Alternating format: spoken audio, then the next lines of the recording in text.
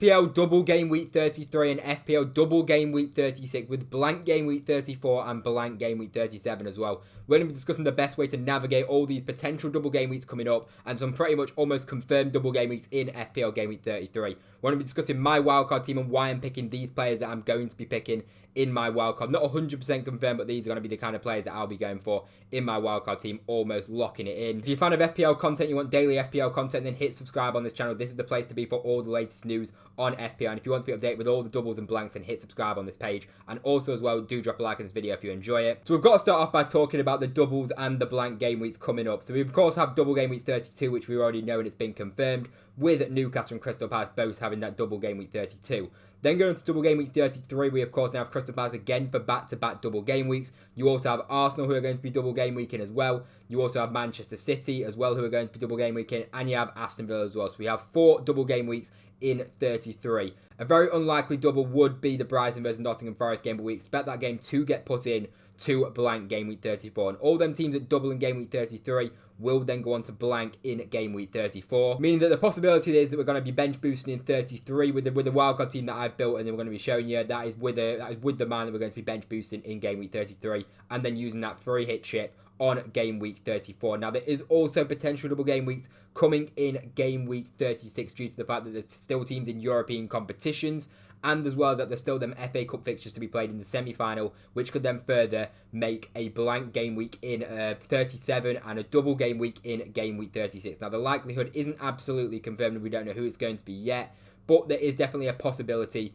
in a few double game weeks taking place in game week 36. So could you potentially use your bench boost in game week 36? We're going to be discussing that as well. But this is by Ben Krellin, who's done a whole spreadsheet on what the potential chances of these double game weeks are and these blank game weeks are. So shout out to him who has made that. Then looking at the teams that could potentially double in game week 36. It's a long way away, but we definitely need to be aware of this. Now, a lot of it is the FA Cup semi-final. Teams, if they do go on then to win and get into the final, there's an opportunity that then they could double in game week 36 and blank in game week 37. So Crystal Palace are of course one of those sides. You've also then got Manchester City, you've got Aston Villa, you've also got Arsenal in there who's got a very unlikely chance for double game week. Then you've got Nottingham Forest who of course are still in the FA Cup as well. And as well as that, you've also got Tottenham because they're still in the Europa League. And you've got Bournemouth as well, who all have a chance of getting that double game week in 36, which is, as I say, it's something that we do need to be aware of, because by the time we get to game week 36, we might not have any transfers, we might not have any of these players in the teams by the time these fixtures do get confirmed. And just to give you an example, this is on West Ham's official website. This is them talking about their fixture schedule potentially coming up, and this is about Nottingham Forest. So they, of course, we know Nottingham Forest got to the FA Cup semi-final.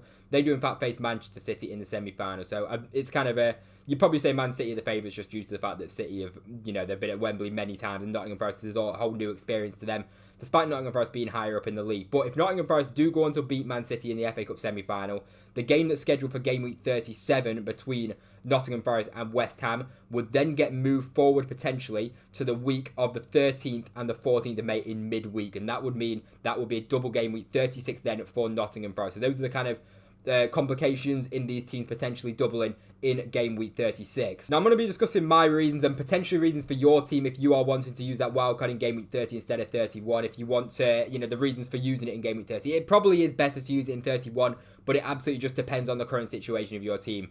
For example, here you might have multiple injuries. You might have HAALAND, Chris Wood, Mykolenko. You might still have a Lewis Hall or Matthias Cunha, who I have in my personal team. I have a lot of them players. I have HAALAND, they have Chris Wood, I have Mykolenko, and I have Cunha. So there's injuries to a lot of players. I think also Morgan Gibbs-White picked up an injury as well and potentially could be out. So if you have players that, that have got a chance of missing that game, HAALAND was seen on crutches. Chris Wood might not be able to feature, and these other players pretty much look unlikely to play. So if you have so many injuries in your team, it is just easier just to hit that wild card. Of course, you don't know the absolute guarantee of the fixtures. That's the one problem. But we can predict it, and we can have quite a good idea in what teams, of course, are going to be doubling. We do kind of know that from the spreadsheet that I just showed you before. So for me, I do think a wildcard in game week 30, if you're in that kind of situation, definitely makes it valid. And as well as that, you might also add on to it, you don't have any Crystal Palace assets. Of course, we know Crystal Palace blanked in game week 29. A lot of people transferred out players like Mateta. They might have even transferred out a Munoz, or they might only have a Munoz for the game week. Now, Crystal Palace do play against Southampton, which is a great fixture. So you would want to really be having at least a couple of Crystal Palace players in there. Otherwise, you might be in a little bit of trouble. So that's definitely a reason to maybe hit that wildcard 1 week early just to load up on the triple Crystal Palace assets, because we know that they are going to be doubling in 32, and it does look quite likely they will double in game week 33 as well. And then as I say here, we know what the doubles are. We just don't know when exactly they are. But of course, at least we have the information that we know who's going to be doubling. We know what players really we want to be choosing at the wildcard just based on them FA Cup results. And the early wildcard as well, you can save your transfers more as well, because if you wildcard into a team in game week 30, which as I say I'm going to be showing you in a second, you can wildcard into a team and then just not really use any transfer and try and save them transfers up for that double game. You can try and stack up transfers to them when you know about future double game weeks in game week 36. You can then adjust accordingly to that. So as I say, an early wildcard, bring in the players that you want to bring in, and I wouldn't really be recommending using any transfers the next week unless you obviously get major injuries to your side.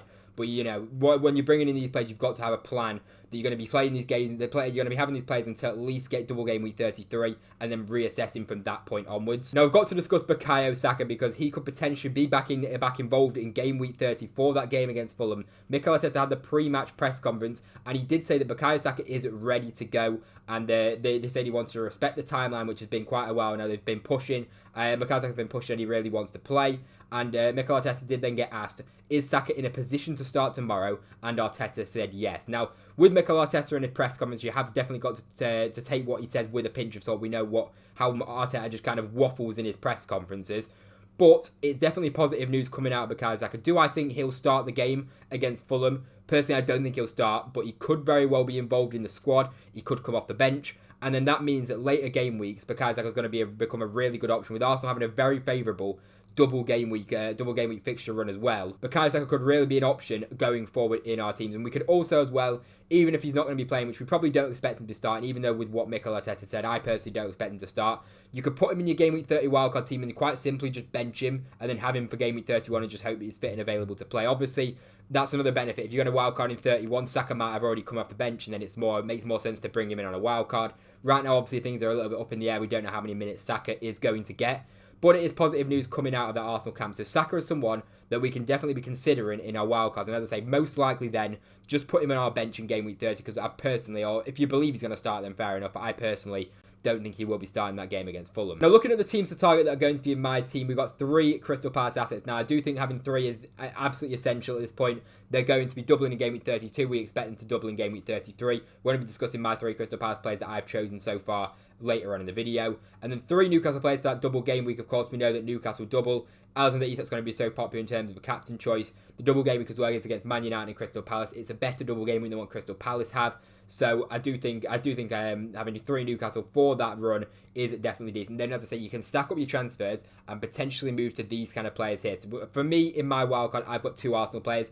I might even have 3, depending on if Bukayo Saka, what I'm kind of feeling and what I'm thinking towards close to the deadline. But Bukayo Saka is definitely an option. But if not, you can bring in 2 Arsenal players and then transfer in that third one, where you're going to be stacking up your transfers from your wildcard in game week 30. And then in game week 33, before that double game week, you can get rid of some of them Newcastle players who, of course, have a single game week in 33, and then transfer in maybe an Arsenal asset who you can bring in a third one there. You've also got Man City assets as well who you can transfer into a third as well. There's, of course, quite a lot of good options at Man City, but we just don't really know in terms of who's actually going to be playing other than a few players. As I say, I've put 2 players in that's going to be probably Vardio and then Marmoush. But then you can also transfer in a third player who at the time in that later date, you can really start to guess who's going to be able to play in them few games and who's in form at that time for Manchester City. Now, Aston Villa as well, I'd say maybe getting 2 players in from there, or maybe having 1 player then transferring in another.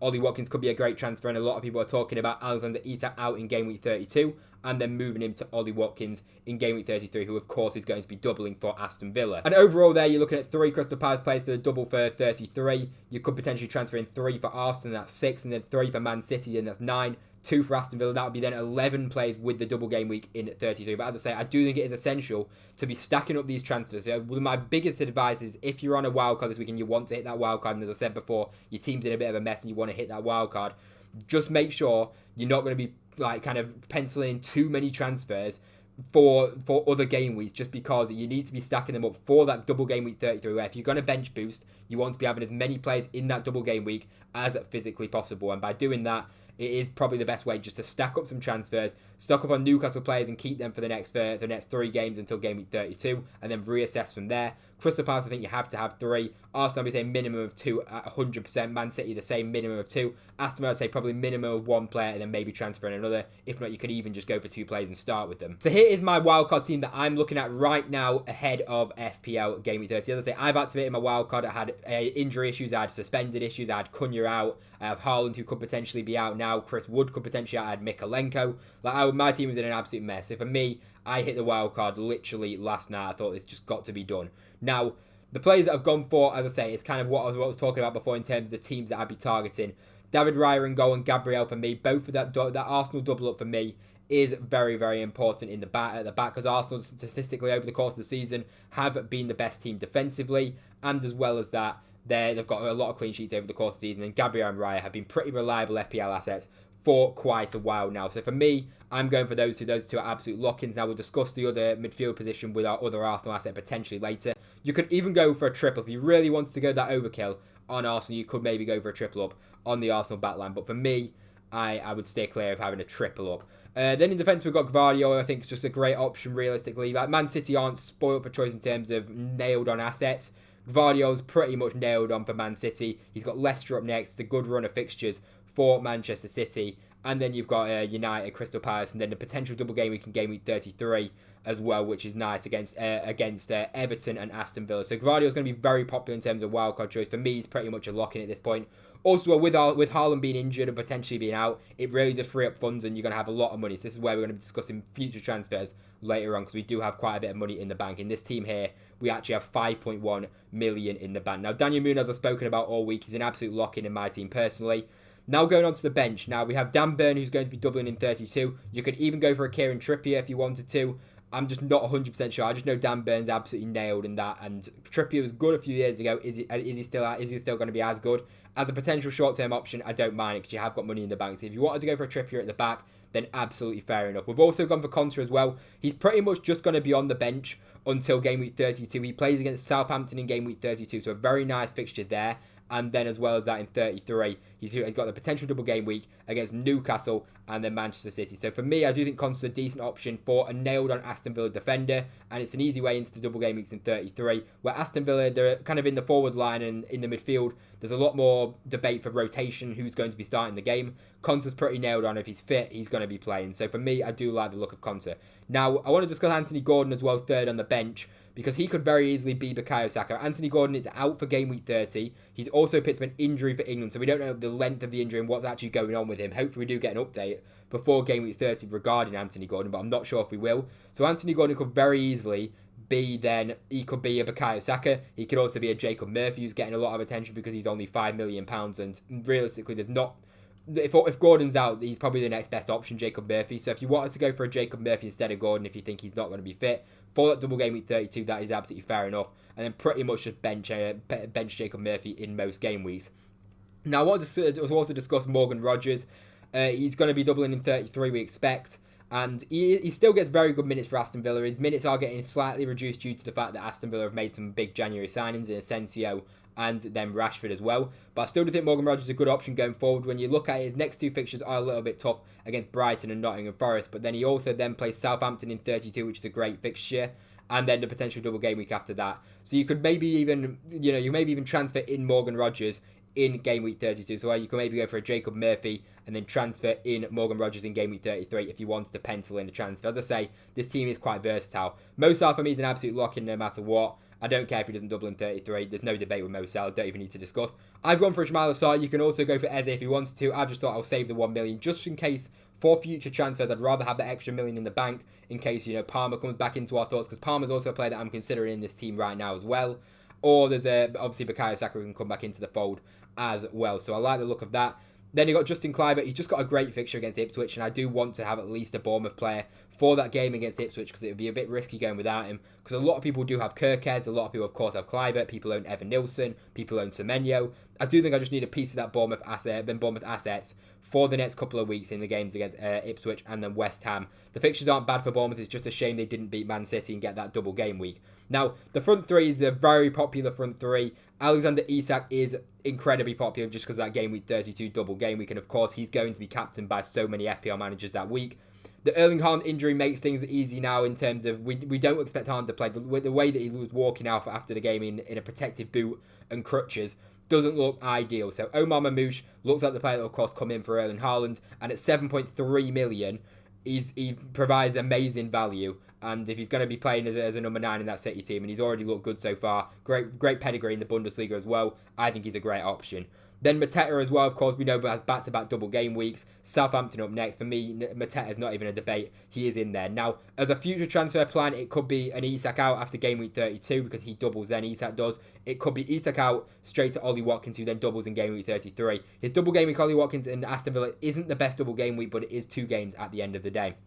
Now going on to the bench, we have Martinez as our goalkeeper. We've actually got 3 Aston Villa players in this team already. So when you're just thinking about it, would I even be able to get Ollie Watkins? I'm not sure. So we can, as I say, we can swap this around. We might go for a Jacob Murphy in the end. We might even throw a Saka in there. We could also go for a Cole Palmer. There's a lot of options in there. But Martinez is, of course, double game week in 33. And if I'm planning to play my bench boost in game week 33, I want to have 2 goalkeepers that are going to be doubling. And for that, David Raya, of course, doubles in 33, and then Emiliano Martinez actually does double as well. So then I've discussed Dan Burn and Concert, and then Anthony Gordon. We're not sure on the fitness of him. So that's the kind of thoughts that I've got on the wildcard team right now. As I say, a lot can change. We could swap it around. We can go for Rodgers to Jacob Murphy. We could bring in Bukayo Saka for like a Justin Kluivert.